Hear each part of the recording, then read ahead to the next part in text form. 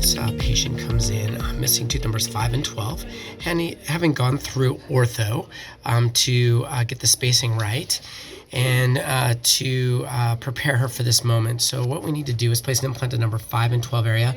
We're also going to take out tooth number 16 at the same time. Now I want you to check out the axial views here as I click and go through this. This is in number 12 position. Just take a look at that ridge. Now when you look at it, it's quite thin.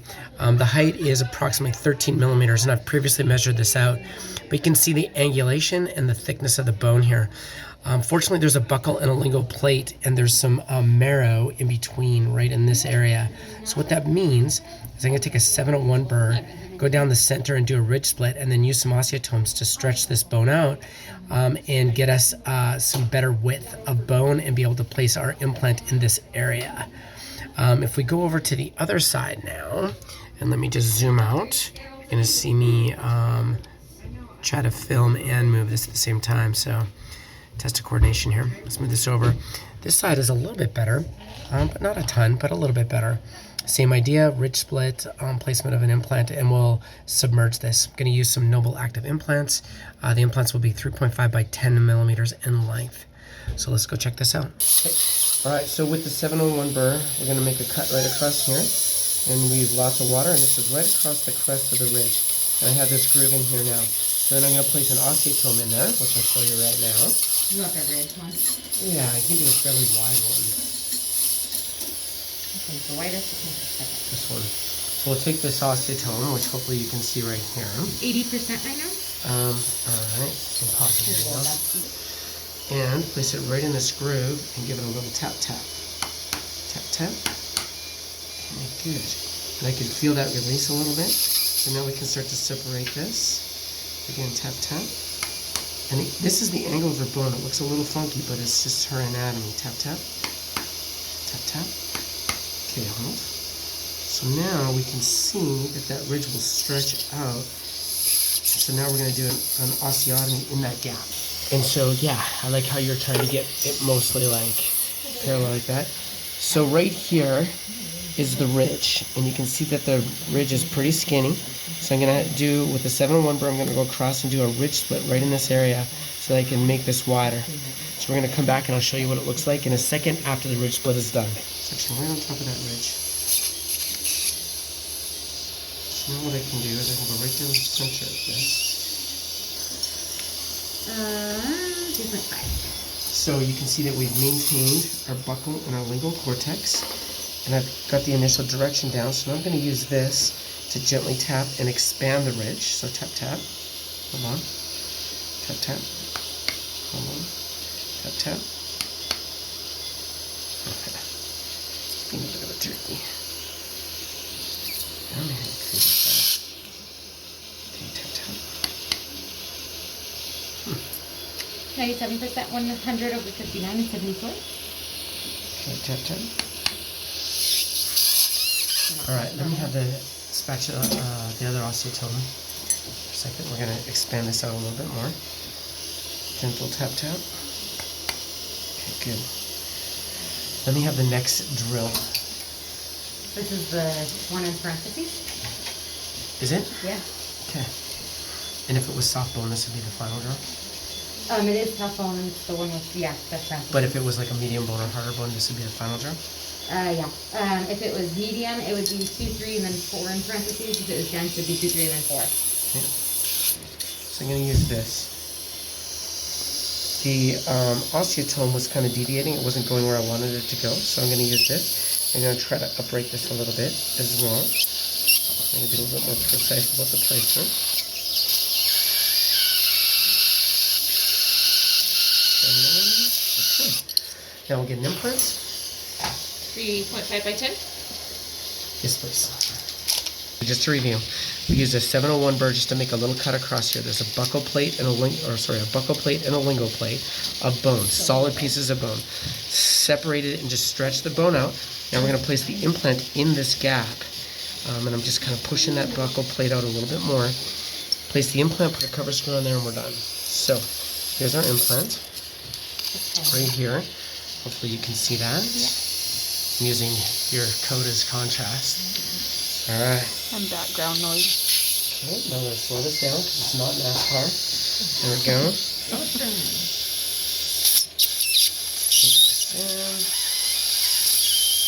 Okay.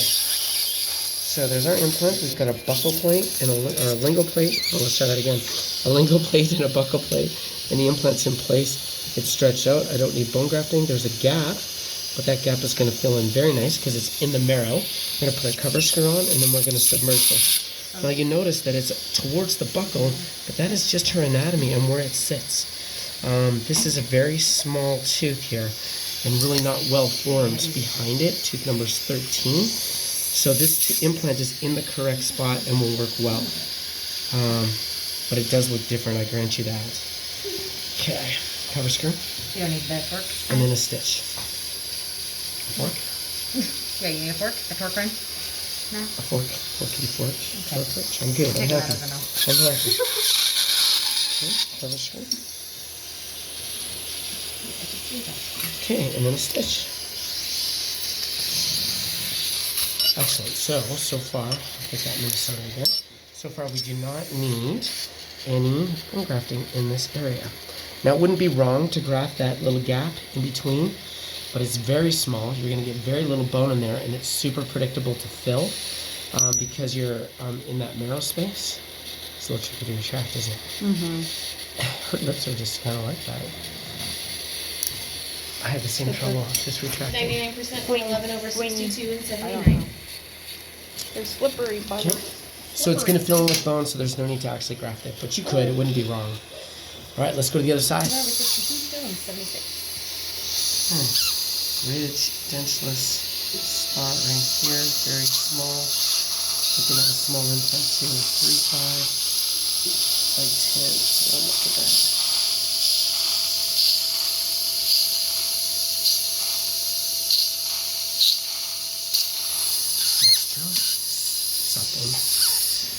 So this one, I'm going to use, why don't I use the implant osteotome for this one, because we'll condense this bone. So this is a 3.5 diameter implant osteotome, matches the size of the implant and diameter-wise. You want it 10 millimeters. This one will be much easier to follow the direction because it's very well defined. Tap, tap, tap, tap, tap, tap, tap, tap, tap, tap, tap, tap, tap, tap.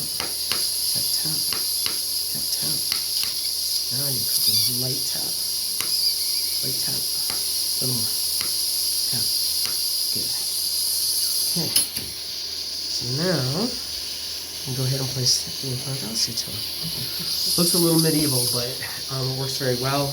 Did you mean implant? Yes, please. Okay.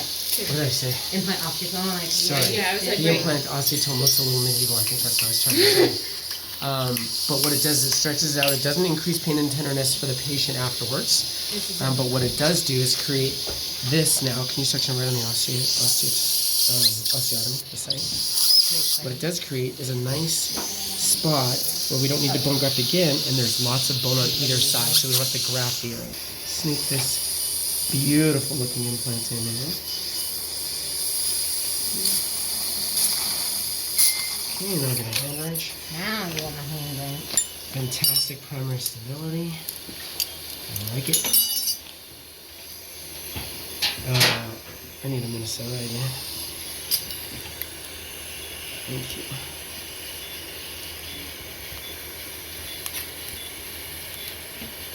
And then a cover screw ultimately for this fella. As I place this, there isn't a tremendous amount of resistance, just meaning it's definitely like stretch that bone out, but not a huge amount of stability. Put an olive on top. Doing great. There's no evidence of any kind of implant coming out typically. Take that back. There might be. Let me see a periosteo. Might need to graft a little bit at the apex of this. There's not really much scavenged bone because it's just... Kind of a 15 blade back. So what I need to do with this is just make the flap just a little bit bigger, just so I can elevate this without injuring tissue. I think so. Half a cc. back there.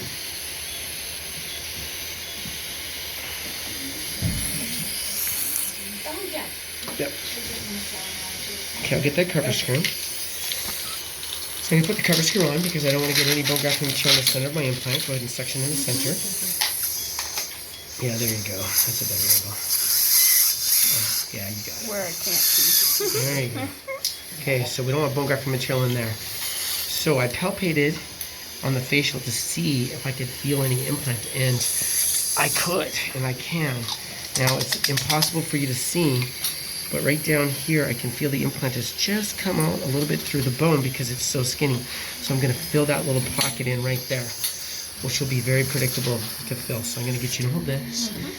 I'm going to take a curette and that bone grafting material. So with the curette, I get you one of these numbers. I'm going to pull that out. 15 line. I'm going to have to actually raise my flap just a little bit more just so I can get chin up. She just needs her chin up a little bit more. There you go. There you go, see? Guess we'll put that right down there. Yeah, another Minnesota would be very handy. Since I'm throwing stuff on the ground. Right here. So what I'm going to do is just tent this out. I'm going to fill in that little pocket down there with some bone grafting material.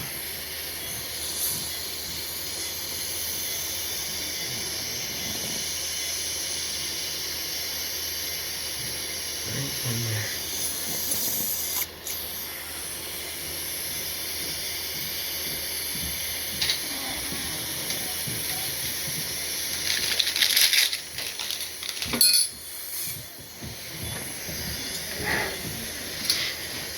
Tricky little site to grab. Just go ahead and hold that for me. This way you can drop it instead of me. I'm good at dropping stuff. Tint that out. My specialty. I seem to have it perfected today as well. So again, just filling that in and placing that down over that implant. So now it's got bone over the apex of that implant. Okay, so if you take a look now, in fact, if I pull this back and turn it towards you, I think you can get a feel for the fact that this is now built up with bone grafting material. So that gives us our implant completely surrounded by bone everywhere in the correct spot with a stitch to close things up, and she's done. So that's 2 implants, one in number 5, one in number 12 position. Patient did fantastic. Everything went great. Thank you. And extraction. Peace out.